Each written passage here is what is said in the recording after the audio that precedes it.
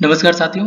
देखिए आरटी के तहत अशासकीय विद्यालय में जो निःशुल्क अध्ययनरत बच्चे हैं उनके संबंध में जो विस्तृत निर्देश प्राप्त हुए हैं फीस प्रतिपूर्ति प्रपोजल सत्र 2020-21 और 21-22 के संबंध में उसके संबंध में चर्चा करेंगे। जैसा कि आपको दिख रहा है ये जो आरएसके से लेटर जारी हुआ है उसमें यहाँ पे बताया हुआ है निःशुल्क और अनिवार्य बाल शिक्षा अधिकार के तहत जो 25% सीटों पर जो ऑनलाइन लॉटरी के माध्यम से निःशुल्क प्रवेश होता है तो उसके संबंध में जो फीस प्रतिपूर्ति के क्या निर्देश है। तो इसके संबंध में एक सबसे बड़ी चीज ये यहाँ पर देखिएगा आप कि इस बार जो है ये हर बार जो है प्रपोजल एजुकेशन पोर्टल पर जो तैयार होता है वो एजुकेशन पोर्टल पर ना होकर के इस बार आरटी पोर्टल पर जो है प्रपोजल तैयार होगा rtportal.mp.gov.in।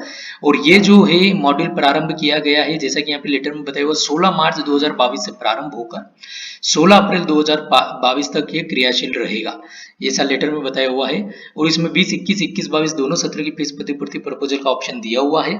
तो rtportal.mp.gov.in पर जो है ये इस बार शुल्क प्रतिपूर्ति एवं भुगतान प्रबंधन ऑप्शन के अंतर्गत ये जो है प्रपोजल इस बार तैयार होंगे।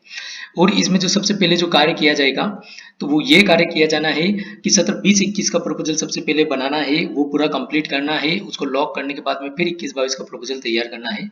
सत्र 20-21 का प्रपोजल बनाने में सबसे पहले जो बैंक विवरण दर्ज करना होगा, बैंक का जो भी खाता धारक का नाम है, जो भी अकाउंट होल्डर है उनका नाम आएगा और आईएफएससी कोड आएगा और अकाउंट का नंबर आएगा। ये जानकारी आपको फिल करनी है।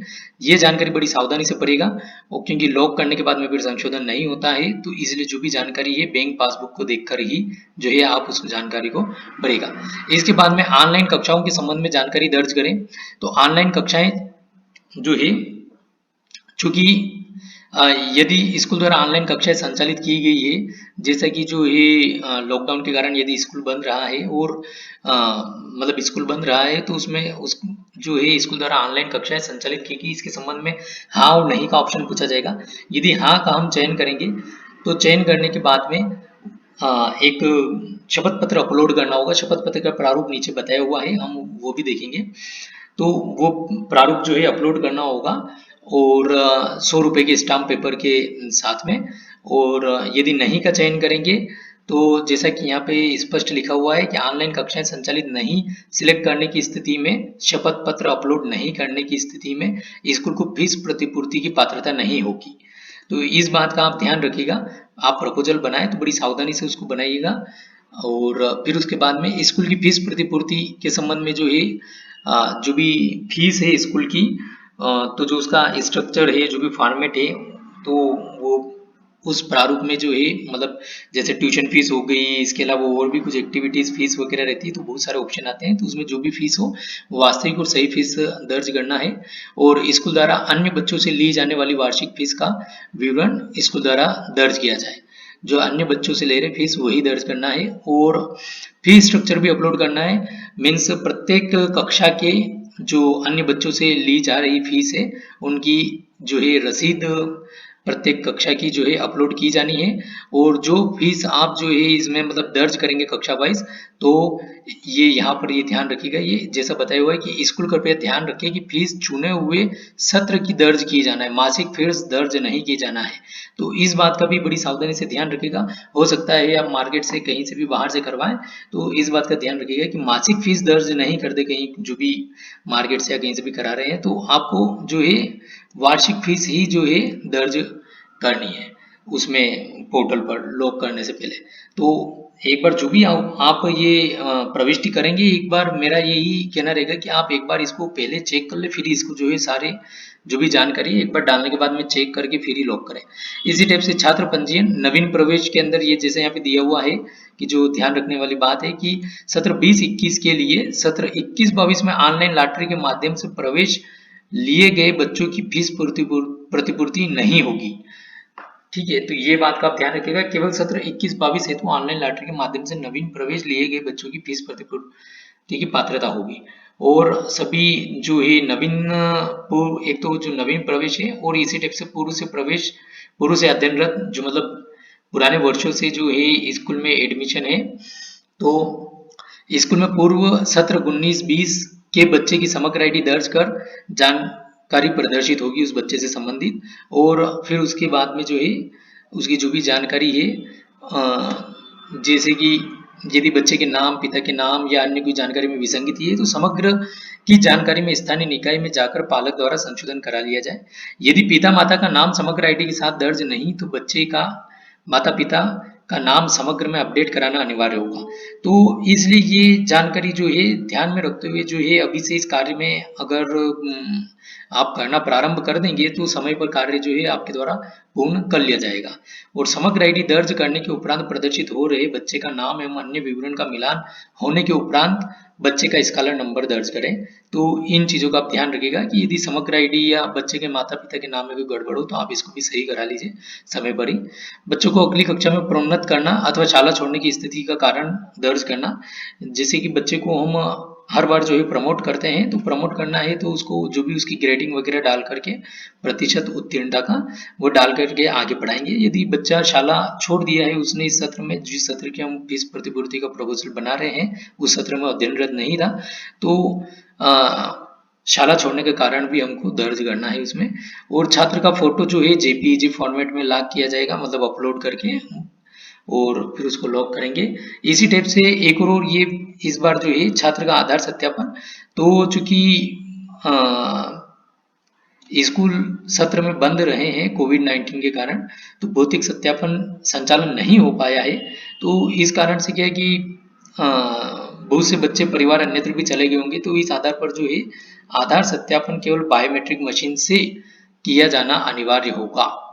तो इस बात का भी ध्यान रखें कि आधार सत्यापन इस बार जो मोबाइल नंबर लिंक रहता था बच्चों के आधार से, उस पर ओटीपी भेजकर जो आधार सत्यापन करते थे, तो इस बार बायोमेट्रिक बोले तो उनकी वो फिंगर लगा के और जो फिंगरप्रिंट के थ्रू, बायोमेट्रिक के थ्रू जो है आधार सत्यापन होगा। तो इस बात का भी ध्यान रखा जाए।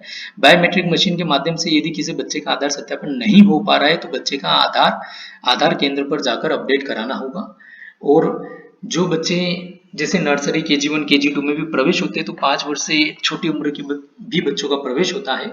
तो 5 वर्ष की आयु के पूर्व यदि किसी बच्चे का आधार बना है और उसकी आयु जो 5 वर्ष से पूर्ण हो गई है तो ऐसे बच्चों का आधार भी अपडेट कराना होगा ताकि उनकी खुद की फिंगर लग जाए इसमें। और इसमें एक और बात का ध्यान रखिएगा, जैसे यहाँ पे बताया गया है कि बहुत सी बार ऐसी समस्या भी आती है कि बच्चे का हम एक फिंगर लगा रहे हैं, दूसरा फिंगर लगा रहे हैं, लेकिन वो फिंगर नहीं आ पाता है। तो जब आधार बनाते हैं तो वहां से जो पर्ची मिलती है उसके अंदर जो है जो सभी 10 फिंगर की जो है उसमें राइट और क्रॉस का रहता है कि भाई कौन कौन सी फिंगर जो है आधार में आई है। तो यदि वो भी आपको प्राप्त हो सके तो थोड़ा आसानी होगी कि जो राइट जिन फिंगर्स पर आ रहा है आप उन फिंगर को लगा करके यदि आधार सत्यापन कराएंगे तो वो थोड़ा फास्ट हो जाएगा कार्य। इसी टाइप से छात्र की उपस्थिति दर्ज करना, तो आधार सत्यापन के उपरांत कक्षा लगने के जो भी कक्षा लगने के जितने भी दिवस रहे हैं स्कूल में और बच्चे की वार्षिक उपस्थिति दर्ज की जाएगी, दोनों जानकारी। और स्कूल द्वारा केवल उन्हीं बच्चों की उपस्थिति दर्ज की जाए जिन्हें अध्यापन किया गया है, जिनके द्वारा अध्यापन किया गया है। इसलिए स्कूल द्वारा ध्यान रखा जाए कि यदि भविष्य में किसी पालक द्वारा ऑनलाइन कक्षा नहीं लगने के संबंध में अवगत कराया पाया जाता है तो स्कूल के संबंधित स्कूल के विरुद्ध ये जो है यहाँ पे लिखा हुआ स्टेप से कि भाई कार्रवाई की जाएगी। और इसमें एक और बात जो है ध्यान रखने वाली है ये कि 2021 में फीस प्रतिपूर्ति प्रपोजल बनाते समय नवीन प्रवेशित नोशनल एडमिशन जो हुए थे उन बच्चों की उपस्थिति यहाँ पर बताया हुआ है कि 0 अंकित की जाए, सिर्फ ऐसे ही बच्चों की। ये इसलिए आप एक बार और भले ही चाहें तो निर्देश सावधानी पूर्वक आप खुद भी एक बार पढ़ लें, कहीं पे कंफ्यूजन नहीं हो, क्योंकि कोई भी चीज लॉक करने या प्रपोजल बनने के बाद में फिर सुधार का ऑप्शन नहीं मिलेगा। इसलिए आराम से एक बार आप जो है सारे निर्देश इसके पढ़ लें। तो सिर्फ ऐसे बच्चों की ही उपस्थिति का यहाँ पे बताया हो, बाकी की तो उपस्थिति जो है वो डालना ही है। बच्चों के आधार सत्यापन तथा सत्र में 75% से अधिक उपस्थिति होने पर ही बच्चों का नाम फीस प्रतिपूर्ति प्रपोजल हेतु मतलब फीस प्रतिपूर्ति प्रपोजल में आएगा। तो ये बात तो खैर आप लोगों को पूर्व से है जानकारी में, लेकिन फिर भी जो है आप निर्देश जो दिए हैं शासन के उसको एक बार और भली भांति पढ़ लें और निर्देश के अनुरूप सावधानी पूर्वक जो है प्रपोजल बनाएं। और इसी टाइप से एक और चीज जो यहाँ पर नई वो ये कि स्कूल द्वारा अधिकतम 2 ही प्रपोजल तैयार किए जाएंगे। जैसे कि हमने पूर्व के सत्रों में देखा है कि 2 प्रपोजल, 3 प्रपोजल, 4 प्रपोजल भी तैयार हो रहे थे, लेकिन इस बार जो है सत्र 20-21 की फीस प्रतिपूर्ति हेतु स्कूल द्वारा अधिकतम 2 प्रपोजल ही जो है तैयार किए जा सकेंगे। तो इसलिए जो है यदि किन बच्चों का जो है समग्र आईडी वगैरह में जो माता पिता का नाम वगैरह ऑनलाइन रिकॉर्ड से नहीं मिल रहा है तो उनको भी अपडेट करवा लीजिए। और यदि जैसा कि इसमें निर्देश दिया हुआ था ऊपर, और इसी टाइप से जिन बच्चों के आधार अपडेट नहीं है उनके फिंगर वगैरह से, तो उनकी भी जो है आप आधार अपडेट करा लीजिए ताकि समय सीमा में कार्य जो है ये पूर्ण हो सके। और 2 प्रपोजल ही ये जो बनाए जाने हैं, तो इसको भी बात को जो है ध्यान में रखते हुए ये कार्य जो है समय पर पूर्ण किया जाना है। धन्यवाद। और इसी टाइप से जो शपथ पत्र था जो अपलोड किया जाना है ऑनलाइन कक्षाएं संचालित होने की स्थिति में, तो ये है वो शपथ पत्र, इसी में लेटर के साथ में है। तो ये रहा पूरा शपथ पत्र। इस टाइप से जो है शपथ पत्र जो सत्यापित करना है, और यहाँ पे बताया हुआ जैसे कि 100 रुपए की स्टाम्प पेपर पर जो ये करना है। तो आप भले चाहें तो ये लेटर जो है ऑनलाइन डाउनलोड कर सकते हैं, और ये लेटर का नंबर है और ये लेटर की दिनांक है। धन्यवाद।